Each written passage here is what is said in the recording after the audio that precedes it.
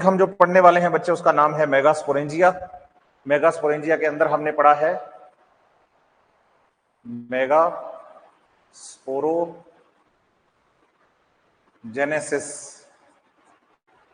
ठीक है, इसका मतलब है formation of megaspores in megasporangia. और आप बताइए कि जो मेगास्पोरेंजिया है वो बेसिकली ओव्यूल है, ओव्यूल। और ओव्यूल की स्ट्रक्चर हमने कल पढ़ी, उसमें हमने कहा कि भाई आउटर मोस्ट लेयर जो है इंटेग्यूमेंट्स होते हैं, उसके अंदर न्यूसिलस है, न्यूसिलस के साथ फिर हम आगे बढ़े, ये सारी बातें हमने पढ़ी है ना। तो आपको मैं बताऊं कि स्टार्टिंग में जैसे मान लीजिए हमारे पास ये कोई ओव्यूल है बच्चे। इनिशियली क्या है कि ओव्यूल ऐसा होता है, इसका जो माइक्रोपाइल है वो ऊपर की तरफ और प्लेसेंटा और फ्यूनिकल सब नीचे की तरफ होता है। तो ये जो एंड है ये माइक्रोपाइल है ऊपर की तरफ, तो माइक्रोपाइलर एंड होता है, ऊपर की तरफ होता है, ये ऐसे ही रहता है। ठीक है, अब आप बताएंगे कि इसमें सबसे बाहर की तरफ तो जो लेयर है वो इंटेग्यूमेंट्स हैं, और इंटेग्यूमेंट्स में माइक्रोपाइलर एंड की तरफ एक कोई सेल है न्यूसिलस की, जिसको कि हम मेगास्पोर मदर सेल का नाम देंगे, और इसकी प्लॉइडी 2n टाइप की है, और बाकी बचा हुआ पूरा का पूरा टिश्यू न्यूसिलस है। तो न्यूसिलस की कोई एक सेल जो कि माइक्रोपाइलर एंड की तरफ है वो मेगास्पोर मदर सेल का काम करेगी। और आप बताइए कि अब मेगास्पोर मदर सेल में मियोसिस होगा, मियोसिस इन मेगास्पोर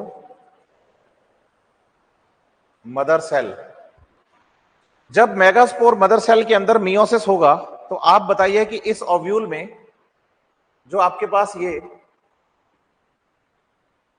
ओव्यूल था, इस ओव्यूल में आप बताइए कि हमारे पास 4 मेगास्पोर्स का फॉर्मेशन होगा। जैसे मैं ओव्यूल बनाऊं, ये ओव्यूल है हमारे पास, इस ओव्यूल में यहां पर 4 मेगास्पोर्स का फॉर्मेशन हो जाएगा। तो आप बताएंगे कि ये हमारे पास 4 यहां पर मेगास्पोर्स हैं एन टाइप के, 4 यहां पर मेगास्पोर्स हैं एन टाइप के। अब बताइए कि भाई जो ओव्यूल की स्ट्रक्चर हमने कल पढ़ी वो ओव्यूल तो ऐसा नहीं था, बिल्कुल नहीं था, सच बात है। ये ओव्यूल के अंदर जब ये मेगास्पोर्स बनते हैं तो मेगास्पोर्स बनने के साथ साथ आप बताइएगा कि ये जो ओव्यूल है बच्चे, इसका बॉडी पार्ट इतना ज्यादा ग्रोथ करता जाता है, इस ओव्यूल का जो बॉडी पार्ट है वो लगातार ग्रोथ करता जाता है, और ये ओव्यूल यूं बेंड होता जाएगा, बेंड होता जाएगा। तो अब आप बताओ कि वेट की वजह से जब ये लेफ्ट साइड में बेंड हो गया तो आपके पास यहां 4 मेगास्पोर्स हैं, क्योंकि ये वाला जो एंड आपको दिख रहा है ये माइक्रोपाइल है बच्चे। और आप बताइए कि यहां पर जैसे जैसे ये मेगास्पोर मदर सेल से आगे मेगास्पोर्स का फॉर्मेशन हुआ है, ओव्यूल भी लगातार बेंड होता जा रहा है अपनी ग्रोथ के कारण, कंटिन्यूअस ग्रोथ के कारण। तो बताइएगा कि यहां पर जो टर्मिनल 3 मेगास्पोर्स हैं ये वाले, ये डीजनरेट हो जाते हैं। टर्मिनल 3 मेगास्पोर्स क्या हो गए हैं, डीजनरेट हो गए हैं। और आप बताइए कि एक बेसल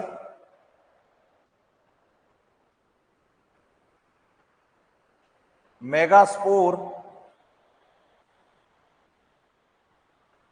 फंक्शनल रहेगा। तो 4 में से 3 टर्मिनल मेगास्पोर्स जो हैं वो तो हो गए हैं डिस्ट्रॉय, और केवल एक बेसल मेगास्पोर जो है बच्चे वो फंक्शनल रहा। और इसके साथ साथ आप बताइएगा कि ये जो ओव्यूल है ये आगे ग्रोथ करता हुआ बेंड होता जा रहा है, लगातार ये ओव्यूल बेंड होता जा रहा है। तो अब आप बताइए, आपके पास अब यहां पर एक ये रह गया है फंक्शनल मेगास्पोर, और इसकी प्लॉइडी एन टाइप की होती है क्योंकि ये मियोसिस से बना है, मियोसिस से बना है।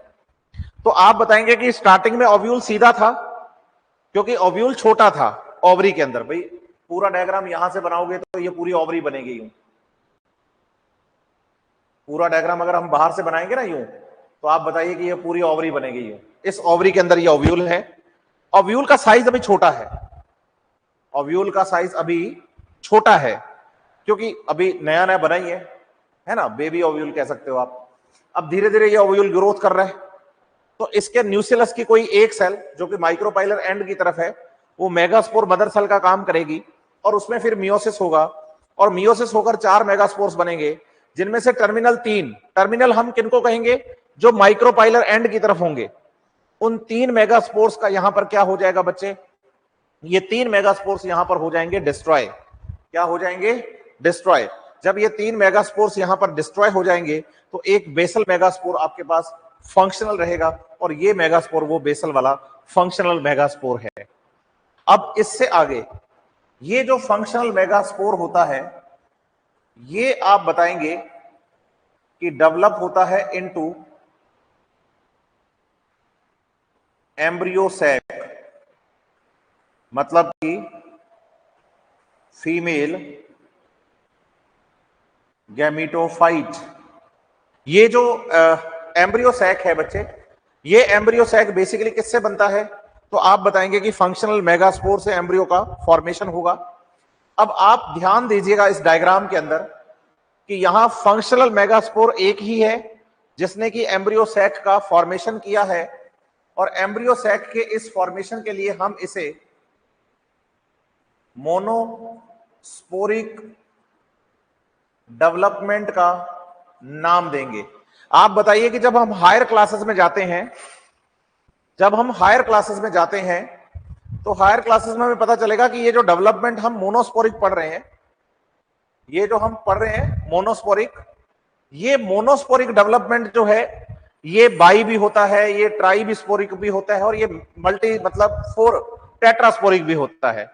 बेसिकली आप बताइए कि कुछ प्लांट्स एक्सेप्शनली हमारे पास ऐसे भी हैं, जब आप हायर क्लासेस में जाएंगे या पढ़ेंगे बॉटनी को तो पता चलेगा कि यहां डेवलपमेंट हमने केवल एक मेगास्पोर से पढ़ा है, लेकिन आपको यह समझना होगा कि ये डेवलपमेंट एक से ज्यादा मेगास्पोर भी कर सकते हैं, 2 भी कर सकते हैं, 3 भी कर सकते हैं, 4 भी कर सकते हैं। तो उसे आप बाइस्पोरिक, ट्राइस्पोरिक, टेट्रास्पोरिक डेवलपमेंट की तरफ आप इसको पढ़ते हैं। बच्चे यहां एक चीज का ख्याल रखिएगा कि मोस्ट ऑफ द एंजियोस्पर्म्स में और हमारे सिलेबस में जो हमें एम्ब्रियो सैक का डेवलपमेंट यहां पर समझाया गया है, जो हमें यहां एम्ब्रियो सैक का डेवलपमेंट समझाया गया है बेटा, ये एम्ब्रियो सैक का डेवलपमेंट हमें मोनोस्पोरिक बताया गया है, और हमें इस मोनोस्पोरिक डेवलपमेंट को ही बेसिकली पढ़ना है। ये याद रखिएगा आप बात, ठीक है? यहां तक की चीजें आपको सबको क्लियर हैं सारी? अगर हाँ तो प्लीज बच्चे को यस सर करिए, फिर मैं आगे बढ़ूंगा। यहां तक की बातें अगर क्लियर हैं तो आप प्लीज एक बार यस सर का रिप्लाई करिए, फिर हम यहीं से आगे कंटिन्यू करेंगे, चीजों को और अच्छा आगे बढ़ते हैं बच्चे, बातें और अच्छे से क्लियर करते हैं हम इसकी। हाँ Ayush Verma, yes sir, very good बेटा।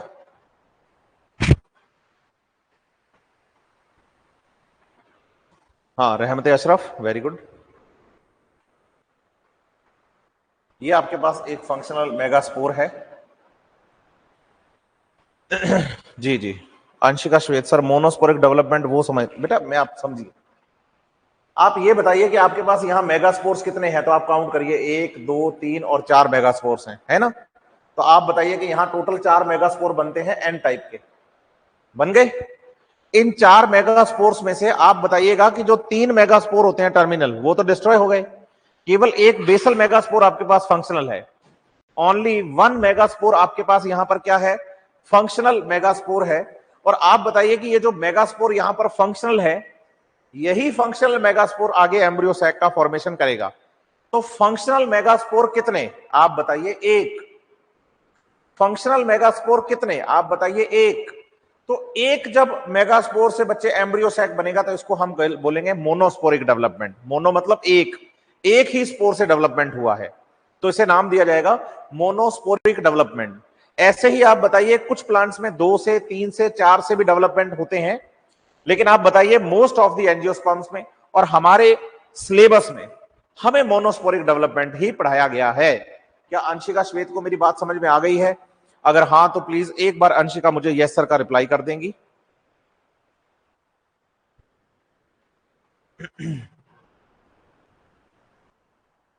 डी जनरेट होने के कोज बाई और ट्राइस्पोरिक में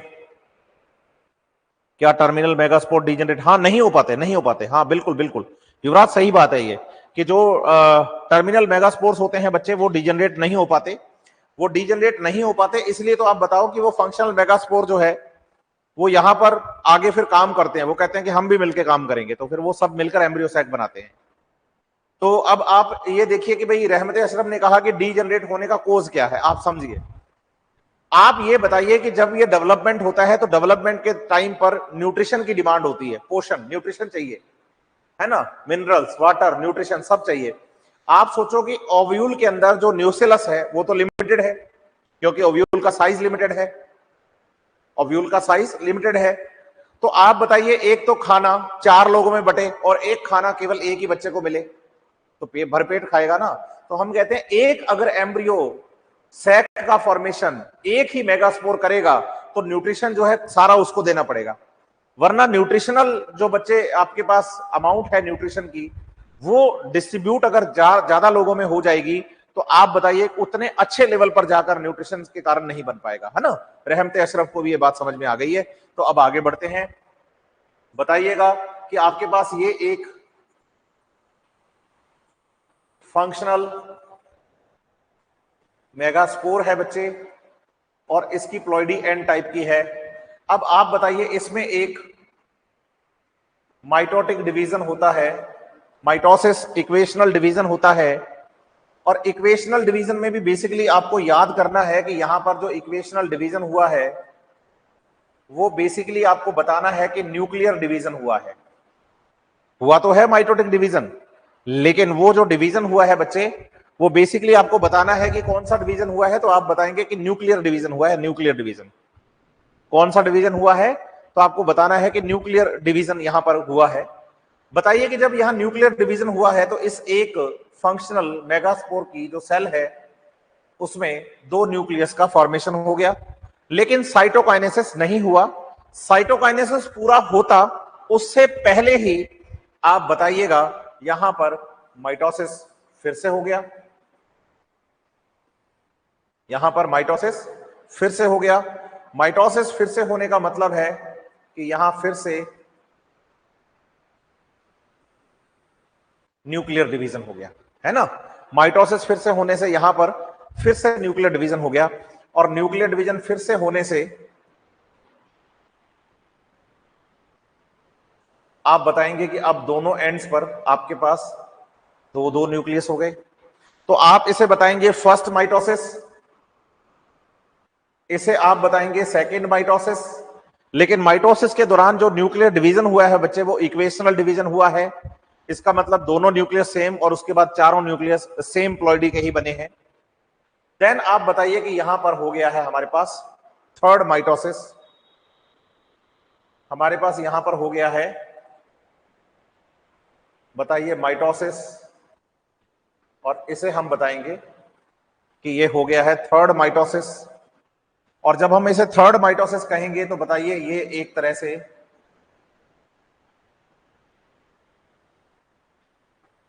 फिर से न्यूक्लियर डिवीजन ही हुआ है। थर्ड माइटोसिस जब यहां से हुआ है तो ये फिर से न्यूक्लियर डिवीजन हुआ है। और आप बताइए अब इस एंड पर आपके पास 4 न्यूक्लियस हैं और इस एंड पर भी आपके पास 4 न्यूक्लियस हैं।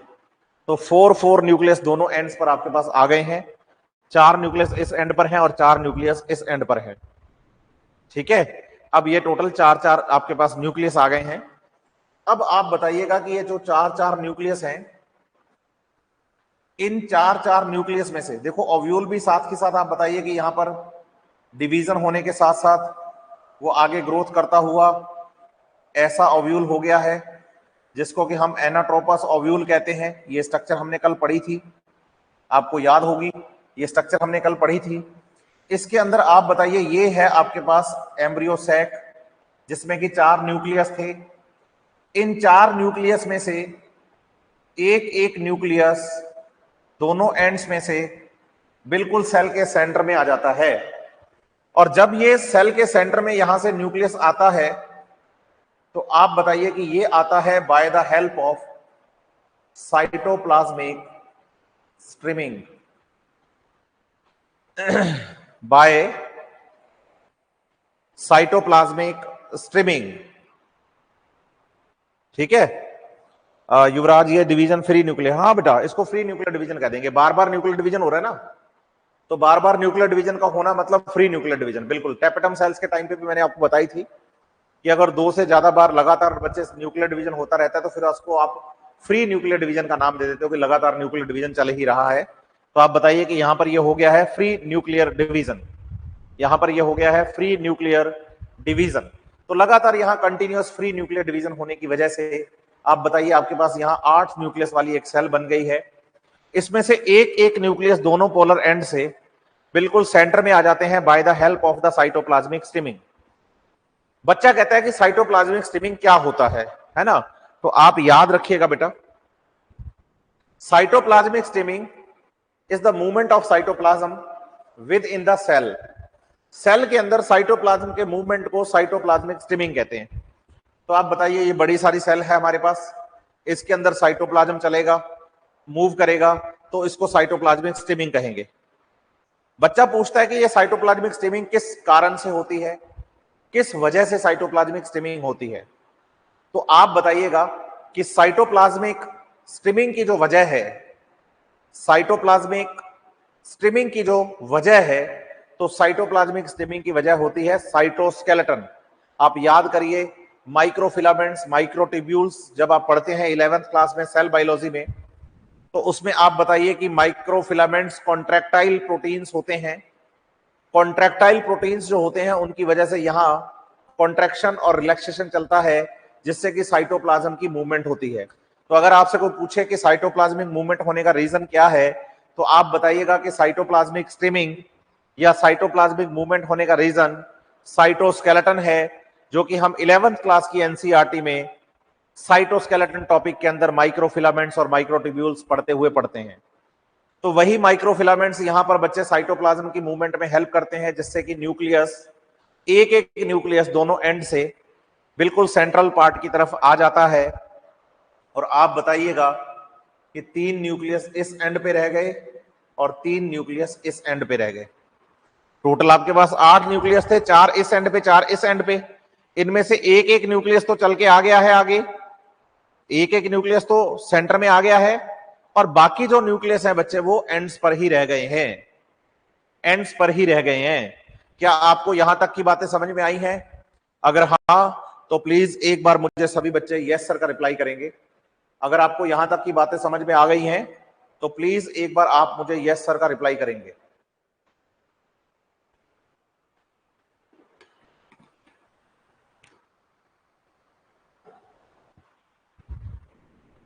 युवराज का क्वेश्चन तो आ ही गया था, क्लियर हो गया है हमारा।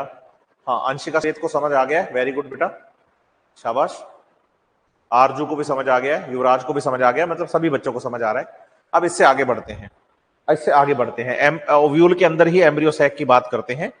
हाँ, अमरेंद्र कुमार को भी समझ आ गया है, सबको समझ आ गया है, वेरी गुड बेटा, वेरी गुड, ये बहुत अच्छी बात है। अब आप बताएंगे कि भाई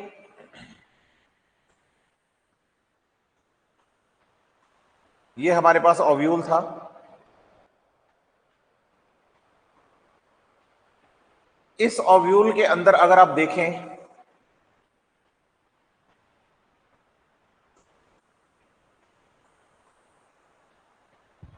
तो आप बताइए कि 2 न्यूक्लियस तो यहां सेंटर में आ गए हैं। इन दोनों न्यूक्लियस को हम पोलर न्यूक्लियाई का नाम देते हैं। इन दोनों न्यूक्लियस को हम पोलर न्यूक्लियाई का नाम देते हैं कि ये दोनों न्यूक्लियस जो हैं बच्चे वो पोलर न्यूक्लियाई कहलाएंगे। और पोलर न्यूक्लियाई के अलावा जो बताइए, ये आपका ओव्यूल का चलाजल एंड है और ये बच्चे इसका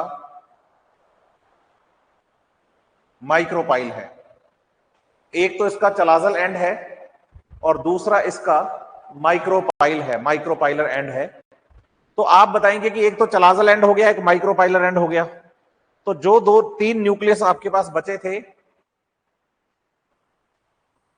चलाजल एंड पर, वो यहां पर तीन सेल्स को फॉर्म करेंगे जिनको कि हम एंटीपोडल सेल्स कहेंगे। और जो चलाजल एंड पर आपके पास न्यूक्लियस बचे थे उनमें से दो न्यूक्लियस के चारों तरफ सेल बनेगी जिनको कि हम सिनर्जिड्स का नाम देंगे। और सिनर्जिड्स जो होते हैं उनकी जो बाहर की तरफ ये ग्रोथ होती है बच्चे, उसको मैंने कल भी आपको बताया था कि फिलीफॉर्म अपरेटस का नाम देते हैं, है ना, फिलीफॉर्म अपरेटस का नाम देते हैं। और उनमें से एक न्यूक्लियस के चारों तरफ जब सेल फॉर्म होती है तो बेसिकली उसे हम एग सेल कहते हैं और इसकी प्लॉइडी एन टाइप की है। और यही एग सेल जो है बच्चे वो फीमेल गैमीट होता है। ठीक है, तो आप ध्यान दीजिएगा कि आपके पास ये जो ओव्यूल था, इस ओव्यूल के अंदर ये जो सेल थी जिसमें कि 8 न्यूक्लियस थे, बेसिकली 8 न्यूक्लियस थे, उनमें से 2 न्यूक्लियस तो बोलो सेंटर में आ गए। इन दोनों न्यूक्लियस की अगर हम प्लॉइडी की बात करें तो आप बताइए इस पूरी की पूरी स्ट्रक्चर में हर सेल की प्लॉइडी एन टाइप की है। एंटीपोडल भी एन है, बिल्कुल एंटीपोडल भी एन है। सिनर्जिड्स भी एन है, बिल्कुल सिनर्जिड्स भी एन है। और जो फिलीफॉर्म अपरेटस होते हैं वो सिनर्जिड सेल की ही हेयर लाइक आउटग्रोथ होते हैं, सिनर्जिड सेल्स की ही हेयर लाइक आउटग्रोथ होते हैं, ये भी आपको समझना होगा। तो आप बताइए कि एंटीपोडल है, पोलर न्यूक्लियाई है, एग सेल है, सिनर्जिड है और फिलीफॉर्म एपरेटस है। ये बात तो हो गई है हमारे लिए क्लियर, है ना, अच्छे से। अब आप बताइएगा बेटा कि ये जो बड़ी सेल आपको दिखाई दे रही है ये वाली, है ना, ये जो बड़ी सेल आपको दिखाई दे रही है जिसके अंदर की पोलर न्यूक्लियाई प्रेजेंट है, ये वाली सेल, आप बताइए इसे ही हम नाम देते हैं सेंट्रल सेल का।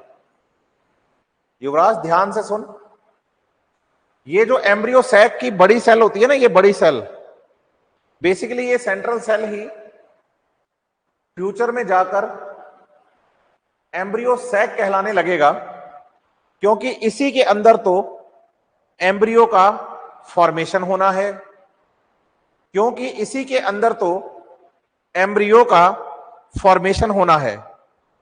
इसीलिए आप इसे बताइएगा कि इसे हम सेंट्रल सेल का नाम दे देंगे। ठीक है, कि ये जो बड़ी सेल आपके पास है बच्चे, इसी बड़ी सेल का नाम क्या है, तो आप बताएंगे कि इसी बड़ी सेल का नाम सेंट्रल सेल है, सेंट्रल सेल है। ये ध्यान रखिएगा आप बात, ठीक है बात या नहीं?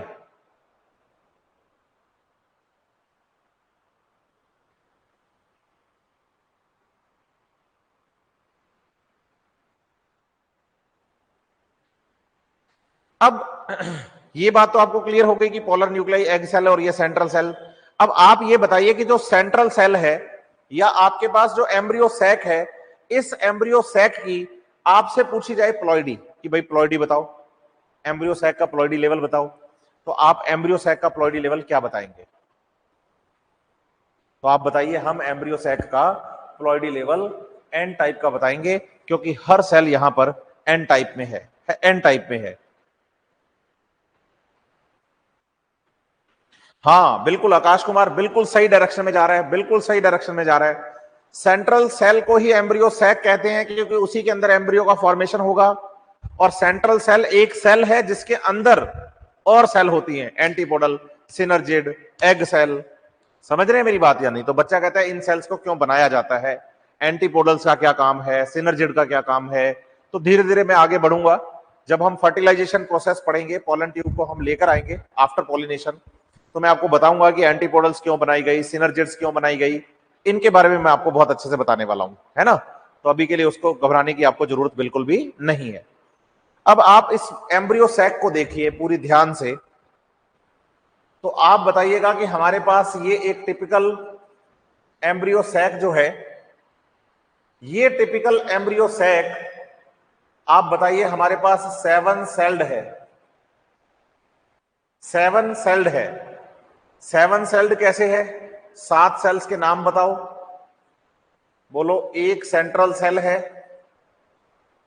बिल्कुल है। 3 एंटीपोडल्स हैं, बिल्कुल हैं। 2 सिनर्जिड्स हैं, बिल्कुल हैं। और एक एग सेल है, बिल्कुल है। तो 7 सेल्स को अगर काउंट किया जाए तो एक सेंट्रल सेल, 3 एंटीपोडल, 2 सिनर्जिड्स और एक एग सेल, तो टोटल 7 सेल्स हो गई। लेकिन आप बताइए कि ये जो एम्ब्रियो सैक है वो 7 सेल्ड होने के साथ साथ 8 न्यूक्लिएटेड है, 8 न्यूक्लियस है इसमें। आप बताएंगे कि एक न्यूक्लियस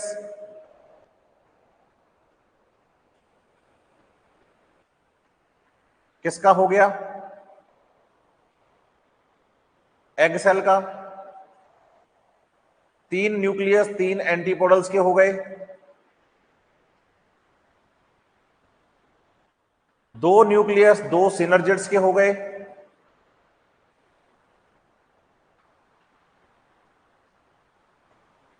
सिनर्जिड्स 2 हैं, एंटीपोडल 3 हैं, तो इनके न्यूक्लियस हो गए। सही है।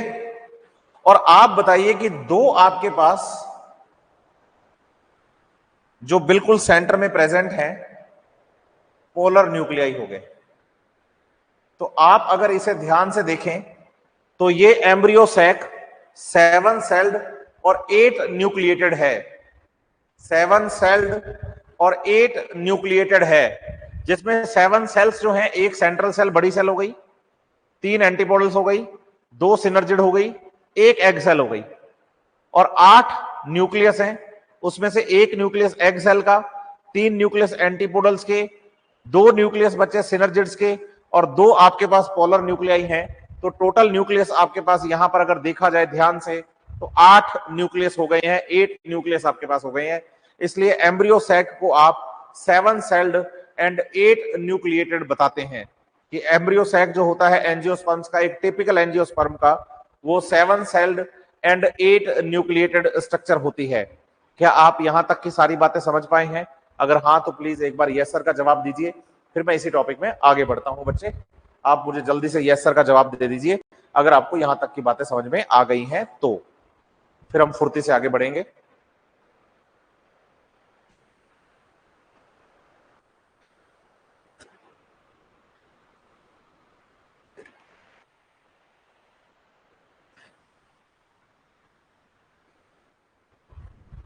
Very good, very good. Ayush Verma, Anshika श्वेत, रहमत अशरफ, युवराज सिंह, आरजू, बेटा शाबाश। आगे बढ़ते हैं, काम की बातें और करते हैं। जब और काम की बातें हम करते हैं तो आपको यह समझना है कि अब हमारा नेक्स्ट टॉपिक जो है बच्चे वो पॉलिनेशन है। वो हमारा नेक्स्ट टॉपिक जो है अब वो पॉलिनेशन है।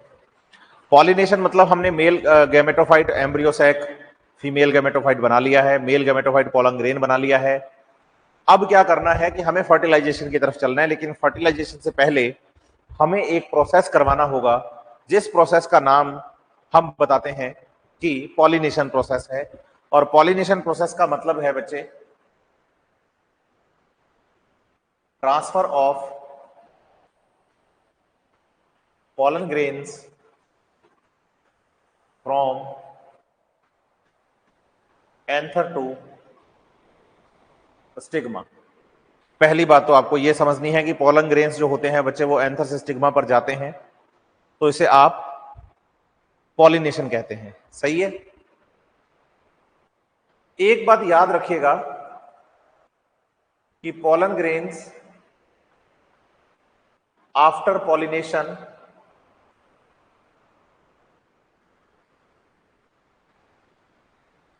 germinate on stigma of flower of same species। ये बात आप ध्यान रखिएगा बच्चे कि बहुत इंपॉर्टेंट है कि जो पोलन ग्रेन्स होते हैं वो सेम स्पीसीज के ही प्लांट या फ्लावर के स्टिग्मा पर जाकर ही जर्मिनेट करते हैं। Dyad and tetrad of megaspore क्या होता है? युवराज कह रहा है डायड ऑफ टेट्राड क्या होता है मेगास्पोर्स का। ये देख भाई, ये तो आपके पास मेगास्पोर्स हो गए, ये टेट्राड ऑफ मेगास्पोर है, 4 मेगास्पोर दिख रहे हैं। अभी मैंने बोली आपसे ये बात, समझ रहे मेरी बात या नहीं? इसमें से फंक्शनल कितने रहते हैं उसके बेसिस पर है मोनोस्पोरिक और डाइस्पोरिक वाली बात। इसलिए आपको डायड और टेट्राड वाले टर्म्स पे ज्यादा ध्यान नहीं देके ध्यान देना है इन चीजों पर जो मैं आपको बता रहा हूं एनसीईआरटी से फोकस्ड करके, क्योंकि एग्जाम में ये क्वेश्चन नहीं पूछे जाएंगे सर प्लॉइडी लेवल बता दीजिए रहमत अशरफ। अभी तो बेटा प्लॉइडी लेवल सबका एन है, अभी तो प्लॉइडी लेवल सबका एन है। एम्ब्रियो सैक के अंदर जितनी भी स्ट्रक्चर हैं सभी एन है, सेंट्रल सेल भी एन है, सिनर्जिड भी एन है, एंटीपोडल भी एन है, एग सेल भी एन है, सभी एन है। वो तो जब हम न्यूसिलस को पढ़ेंगे, आगे फर्टिलाइजेशन प्रोसेस पढ़ेंगे, पोलन ट्यूब आएगी, मेल गैमेट्स को लाएगी, फ्यूजन हो जाएगा, उसके बाद जाइगोट बनेगा, एंडोस्पर्म बनाएंगे, तो प्लॉइडियां चेंज होती रहेंगी। तो प्लॉइडी कैसे चेंज होती है वो टॉपिक पूरा अलग है, मैं आपको बताऊंगा बहुत अच्छे से, लेकिन फर्टिलाइजेशन के दौरान थोड़ा वेट करना होगा उसके लिए। ठीक है बात या नहीं? यस और नो? हाँ हाँ, मैं युवराज वही तो बात बोल रहा हूं आपसे, मैंने कोई गलत बात नहीं बोली आपसे। आपने डायग्राम में एनसीईआरटी का डायड और टेट्राड पढ़ लिया है, वो बात ठीक है, लेकिन आप ये बताइए कि पहले मियोसिस 1 होगा और फिर मियोसिस 2 होगा। सिंपल बात को समझ लीजिए ना आप युवराज। हाँ, एग अपरेटस में बताऊंगा युवराज, ये बहुत इंपॉर्टेंट चीज है। ये तीनों को मैंने साथ में लिखा ही इसलिए था, लेकिन मैं बाद में बताता, लेकिन अभी सुन ले तू फर्टिलाइजेशन के टाइम पे। ये एग अपरेटस है, क्योंकि एनसीईआरटी ने तो टर्म लिख दी है, मेरे को आपको समझाना है अच्छे से और हर बच्चे को साथ लेके चलना है, तो मैं आपको ये क्लियर करूंगा। आप बताइए मियोसिस 2 बार डिवाइड करता है सेल को। अब मैंने क्या किया है कि भाई मियोसिस करवा के सीधा ही सेल को डिवाइड करवा दिया, 4 बना दिया। लेकिन आप सोचो यहां मियोसिस 1 और मियोसिस 2 होगा ना, कि जो मेगास्पोर मदर सेल है उसमें पहले मियोसिस 1 होगा, उससे 2 सेल बनेगी, तो ये बन गया डायड। फिर उसके बाद क्या होगा, मियोसिस 2 होगा और ये बन गया मेगास्पोर्स का टेट्राड। एनसीईआरटी में यही तो लिखा होगा, मेगास्पोर टेट्राड और मेगास्पोर डायड, समझ रहे हैं? तो मैंने सीधा मियोसिस बता दिया, एनसीईआरटी मियोसिस 1 और 2 की तरफ आ रही है युवराज। और एग अपरेटस में आप बताइए एग सेल्स, सिनर्जिड और फिलीफॉर्म अपरेटस को रखा जाता है। ये शब्द हम दोबारा फिर से पढ़ेंगे जब हम फर्टिलाइजेशन प्रोसेस पढ़ेंगे, जब हम फर्टिलाइजेशन प्रोसेस पढ़ेंगे तो उस टाइम पे ये टर्म मैं एग अपरेटस के बारे में फिर से आपसे डिस्कस करूंगा, क्योंकि फिलीफॉर्म अपरेटस पोलन ट्यूब की गाइडिंग के में बड़ी हेल्प करती है। चलिए, तो pollen grains after pollination germinate करते हैं सेम प्लांट के फ्लावर के स्टिग्मा पर। आप बताइए कि अगर पोलन ग्रेन्स व्हीट प्लांट के हैं तो ये germinate on stigma of wheat plant ही करेंगे। एग्जाम्पल के तौर पे आपको ये बात मैं समझा रहा हूं, इस बात का आप ख्याल रखिएगा, ठीक है? क्योंकि बच्चा क्या करता है कि भाई पॉलिनेशन प्रोसेस जब पढ़ता है ना, तो वो कहता है कि transfer of the pollen grains from anther to stigma is known as pollination process. बात ठीक है, लेकिन आपको यह समझना होगा कि पोलन ग्रेन्स तो कहीं भी जाके गिर जाएंगे, लेकिन पॉलिनेशन सक्सेस हुआ या नहीं हुआ वो तो सेम प्लांट के या सेम स्पीसीज के या सेम फ्लावर के लिए बात है। वीट के पोलन ग्रेन वीट की स्टिग्मा पे गिरे तो मजा आएगा, पॉलिनेशन सक्सेस माना जाएगा।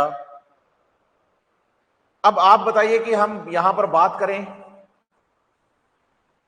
टाइप्स ऑफ पॉलिनेशन की, तो आपको इसमें एक तो पढ़ना है बेटा ऑटोगैमी, एक पढ़ना है बेटा आपके पास जेटेनोगैमी, और एक आपको पढ़ना है बच्चे जीनोगैमी। ठीक है, ऑटोगैमी और जेटेनोगैमी और जीनोगैमी, ये 3 शब्द आप याद रखिएगा। इसमें आप एक बात क्लियर कर लीजिए कि जो ऑटोगैमी है वो प्योरली सेल्फ पॉलिनेशन है। ऑटोगैमी जो है वो प्योरली सेल्फ पॉलिनेशन है, और जीनोगैमी जो है वो प्योरली क्रॉस पॉलिनेशन है। तो आप बताएंगे कि autogamy is purely self pollination, xenogamy is purely cross pollination. लेकिन जब आप जेटेनोगैमी की बात करते हैं तो जेटेनोगैमी सेल्फ पॉलिनेशन में भी रखा जा सकता है और क्रॉस पॉलिनेशन में भी रखा जा सकता है। ये आप बताइए कि यहां पर कंडीशनल है कि कंडीशन कौन सी अप्लाई हो रही है, इसके बारे में हम बात अभी करने वाले हैं। तो आप बताइए कि जब हम पॉलिनेशन की बात करते हैं तो पॉलिनेशन बेसिकली 3 टाइप के हैं। First is autogamy, second type is geitonogamy, third type is xenogamy. तो सबसे पहले हम बात करने जा रहे हैं यहां पर ऑटोगैमी के बारे में। सबसे पहला टॉपिक जो हमारा यहां पर रहेगा वो ऑटोगैमी रहेगा। Autogamy basically purely self pollination होता है, सेल्फ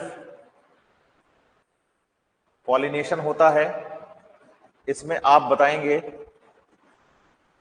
कि transfer of pollen grains from anther to stigma of same flower।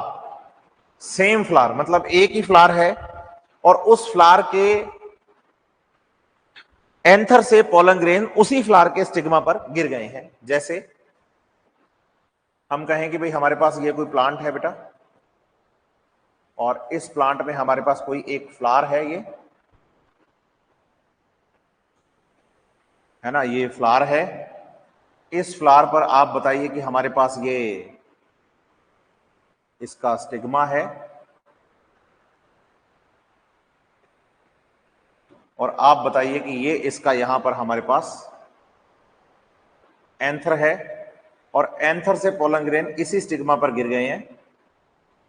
तो ये हो गया है पॉलिनेशन, और इस टाइप के पॉलिनेशन को हम ऑटोगैमी कहेंगे। ये हो गया है पॉलिनेशन, और इस टाइप के पॉलिनेशन को हम ऑटोगैमी कहेंगे। इसमें अगर आप देखेंगे बच्चे तो फ्लावर चेंज ही नहीं हुआ, फ्लावर जो है वो चेंज ही नहीं हुआ है, सेम प्लांट डिफरेंट फ्लावर। नहीं आरजू वो आएगा जिटेनोगैमी के अंदर, हम पढ़ेंगे इसको, है ना। एम्ब्रियो सैक और सेंट्रल सेल को क्या हम सेम बोल सकते हैं? बिल्कुल बेटा, आप समझिए मेरी बात, मैंने अभी थोड़ी देर पहले बताई आपको ये बात। ये अभी सेंट्रल सेल है, क्योंकि अभी अगर आप देखेंगे इसमें एक भी सेल एम्ब्रियो नहीं है। अभी ये सेंट्रल सेल है, इसमें एक भी सेल एम्ब्रियो नहीं है। ना एंटीपोडल सेल्स को एम्ब्रियो कह सकते हो, ना पोलर न्यूक्लियाई को एम्ब्रियो कह सकते हो, ना एग सेल को कह सकते हो। लेकिन एग सेल यहीं पर है, तो फ्यूचर में एम्ब्रियो यही बनेगा। इसलिए मैं कह रहा हूं कि जो सेंट्रल सेल है, फ्यूचर में जाके यही सेंट्रल सेल एम्ब्रियो सैक कहलाएगी, क्योंकि इसी सेंट्रल सेल में एम्ब्रियो का फॉर्मेशन होगा। तो ये सेम है, लेकिन कंडीशनल है कि before fertilization this structure is central cell, but after fertilization it is really embryo sac, because embryo is formed in which structure, that is embryo sac। मतलब जो सेंट्रल सेल है, सेंट्रल सेल के अंदर ही यहां पर formation हो जाएगा किसका? तो आप बताएंगे एम्ब्रियो का। ठीक है युवराज, कंफ्यूज नहीं होना बेटा। हाँ, तो पॉलिनेशन से होगा बेटा यहां पर ऑटोगैमी।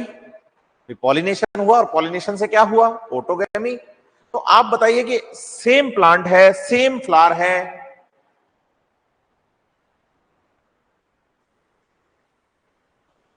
तो बताइए जेनेटिकली सेल्फ पॉलिनेशन है, क्योंकि जेनेटिक मटेरियल चेंज ही नहीं हुआ।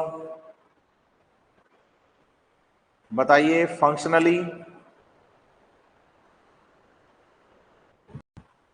सही है। या आप इसे फंक्शनली बोलने के साथ साथ फिजियोलॉजिकली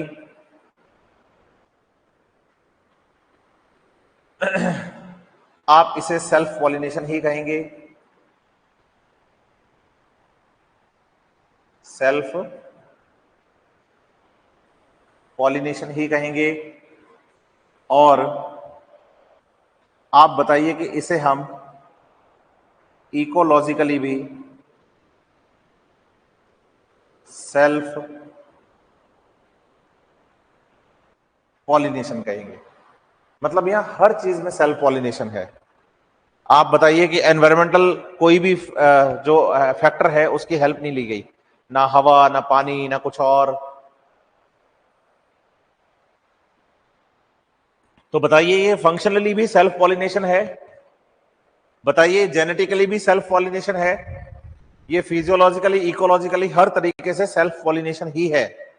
पूरी तरह से ये सेल्फ पॉलिनेशन ही होगा।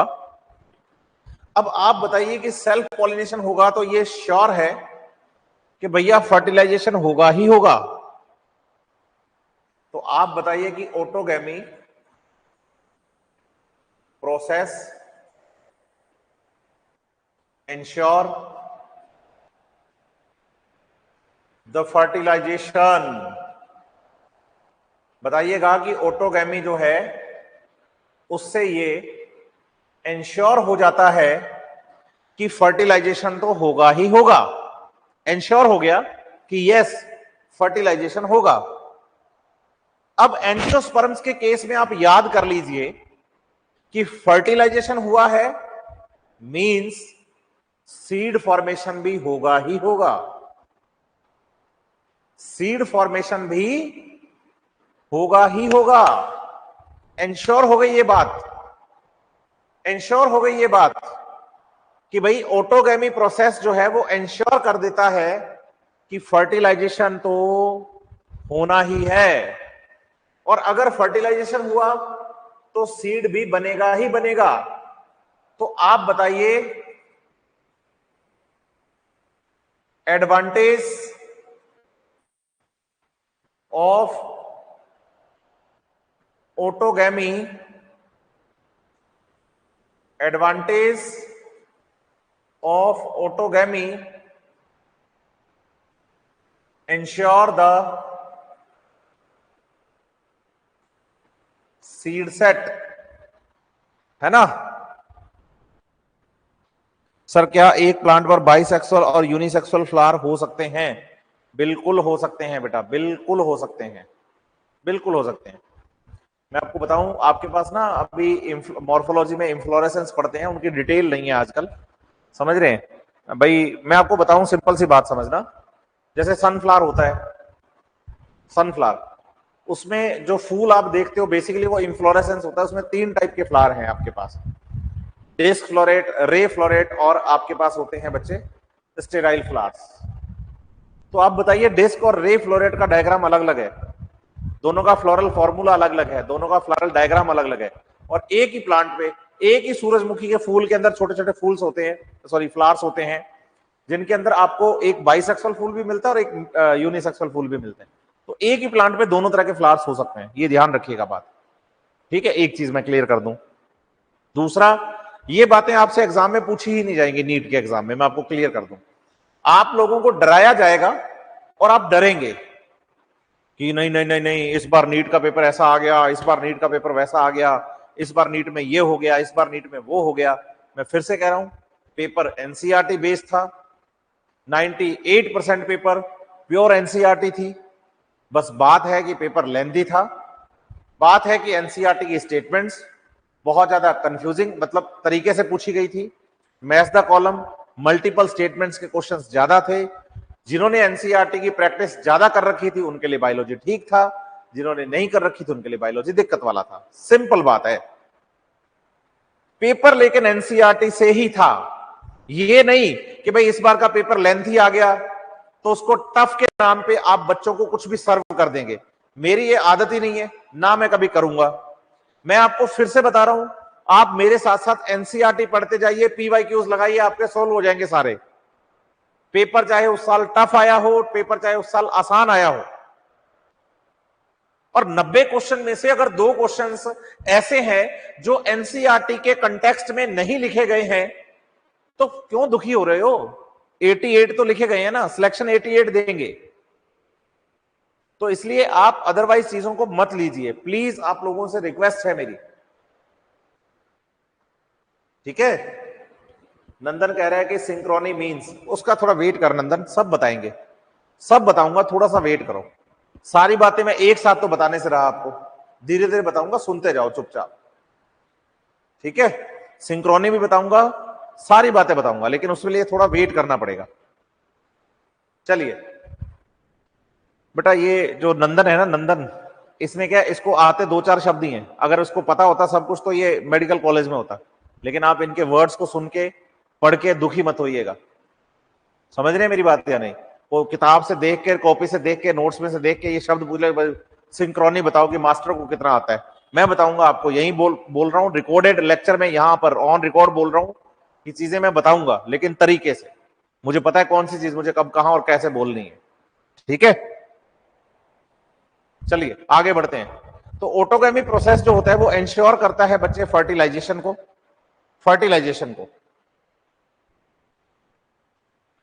हाँ युवराज, फंक्शनली और फिजियोलॉजिकली का मतलब हो गया, मेटाबॉलिक फंक्शन जो है उनके लगभग एक जैसे ही होंगे, जेनेटिक मटेरियल इनका लगभग एक जैसा ही होगा, क्योंकि सेम प्लांट सेम फ्लावर। तो जो केमिकल्स होते हैं सेल्स के अंदर वो एक जैसे ही बनने हैं ना। कारण ये कि ये पूरा प्लांट जो है, ये पूरा प्लांट एक ही जाइगोट से बना है।